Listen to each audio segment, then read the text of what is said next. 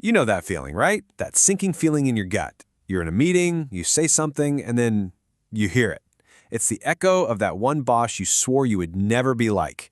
It's a really weird, uncomfortable moment, but trust me, you are not the first person to go through this. So let's just ask it straight up. Do you ever see bits and pieces of a leader you really disliked in yourself? It's a tough question, I know. And that moment of recognition, it can make you question everything about your leadership style. But here's the good news. You're not alone. And the even better news, there's a totally fascinating reason why this happens. We hear this kind of thing from leaders all the time, both new and seasoned. You spend years, literally years, watching a manager and thinking, okay, note to self, never do that. And then one day, bam, you find those exact same habits creeping into how you work. So what in the world is going on? Okay, let's dive into what we're calling the unexpected mirror effect. We're going to get to the bottom of why this happens and what it tells us about how we see other people and maybe, more importantly, how we see ourselves. Let me paint a picture for you. Imagine a leader who absolutely hated their old boss because he would just dump work on people with zero guidance. So this leader vows to be the total opposite. They decide they're going to be super involved, super helpful, but they get so involved that they end up micromanaging every tiny little thing. In trying so hard to avoid one bad habit, they've walked right into another one. It is a classic leadership trap. So, the psychology behind why this happens is, well, it's not what you'd expect at all. It all boils down to something we can call the paradox of difference. Let me just ask you a quick question. Look at these two pairs. Which one has more differences? A PC and a laptop or a PC and a cat? Now, your first instinct, of course, is to say the PC and the cat.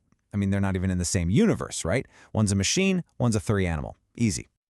But here's the twist. When researchers actually ask people to sit down and list out all the differences, something amazing happens. For the PC and the laptop, people can go on and on. They can list 20, 30, even more differences. You've got portability, battery life, screen size, keyboard type, weight. The list is huge. But for the PC and the cat, people kind of stall out after a few. One's alive, one isn't, one's soft, the other is hard plastic, and that's about it.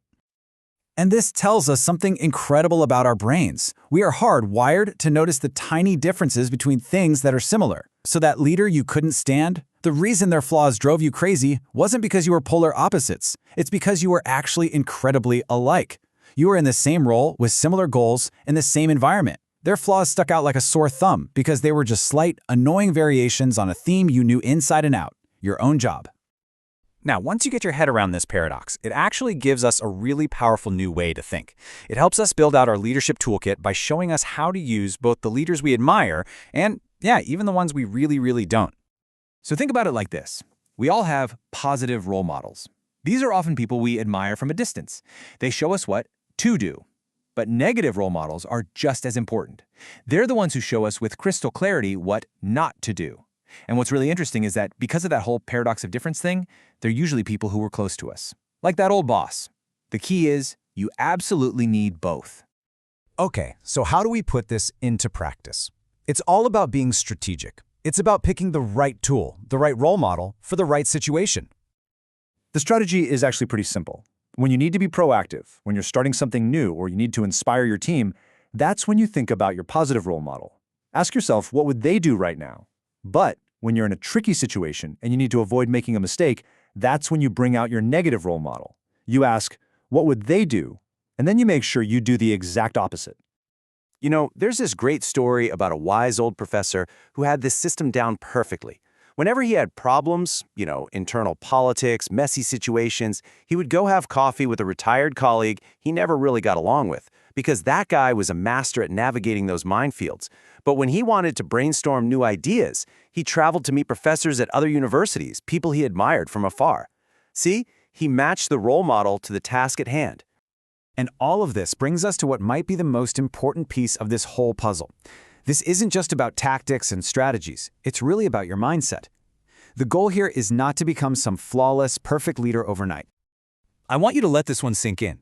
This is such a powerful way to reframe things. Stop telling yourself you have to be a perfect finished product. Instead, see yourself as a leader who is growing. It completely changes the game. It turns those moments of frustration, when you hear that old boss's voice in your head, into opportunities to learn something new. Being able to admit, hey, I'm still figuring this out, isn't a sign of weakness. It's the exact opposite. It's what opens you up to actually learn and adapt and get better. That mindset is the bedrock of real leadership strength, and it gives you the freedom to use your entire cast of role models, the good, the bad, and the ugly, without judging yourself. So, as you go about your day today, just think about this. Based on what's on your plate, what you're facing, which role model do you need to call on? The one who inspires you and shows you what to do? Or the one who reminds you of the pitfalls to avoid? The right answer, well, it changes with every moment.